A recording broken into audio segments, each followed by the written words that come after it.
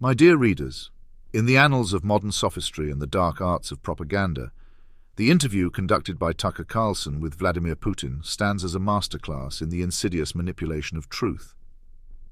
It is with a mixture of dismay and outrage that one observes the choreography of deceit, orchestrated with the precision of a Kirov ballet, yet replete with the moral vacuity of a Goebbels propaganda reel. The entire performance was drenched in what can only be described as a symphony of whataboutism, a notorious Soviet-era rhetorical strategy that seeks to discredit the opponent's position by accusing them of hypocrisy without actually refuting or addressing the argument at hand.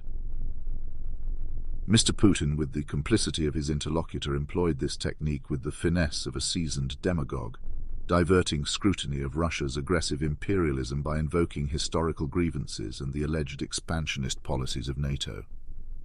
This was not an interview.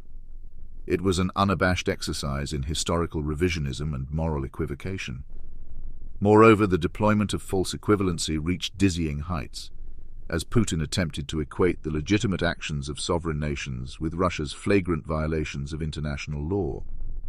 This insidious tactic seeks to muddy the waters, suggesting that all actions on the international stage are equally justifiable, or conversely, equally condemnable. This false moral parity not only obscures the truth, but actively works to undermine the very foundations of legal and ethical norms on the global stage. But perhaps most egregious was the reliance on the strategy of implanting doubt, a technique designed to erode trust in factual narratives and replace it with a paralyzing skepticism. By sowing seeds of doubt about the motives and actions of Western nations, Putin aims not merely to defend his indefensible actions, but to elevate them to a perverse form of heroism, fighting against a supposedly corrupt and malevolent West. This narrative, aided and abetted by Carlson's obsequious questioning, seeks not to enlighten, but to indoctrinate.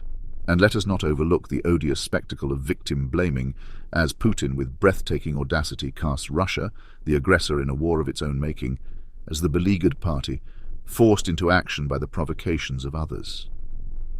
This inversion of reality would be laughable were it not so tragically effective in galvanizing nationalist sentiment and justifying further aggression.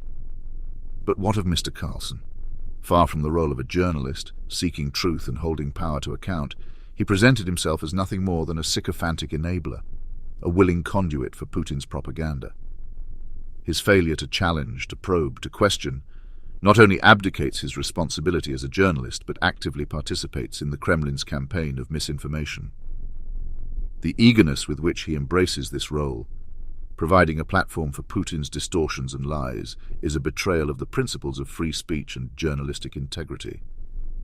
In this grotesque pantomime, where Carlson plays the role of an unwitting, or perhaps all too willing, harlequin to Putin's Machiavellian puppet master, one cannot help but recall the acerbic wit of Orwell, who might have observed that such performances serve not to illuminate the grim tableau of geopolitics, but to shroud it in a fog of obfuscation so thick that even Cerberus would lose its way.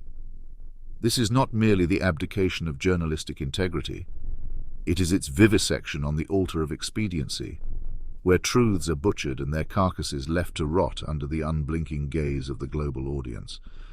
Carlson, in his eagerness to don the cap and bells, has not merely forsaken the Socratic mandate to question and challenge. He has surrendered to the siren call of a narrative that paints the aggressor as a beleaguered champion of righteousness, battling against the chimera of Western imperialism. This is not the exercise of free speech, it is the desecration of it, a Dionysian revelry in the ashes of discourse, where facts become casualties and truth a relic, mourned by those who remember its face.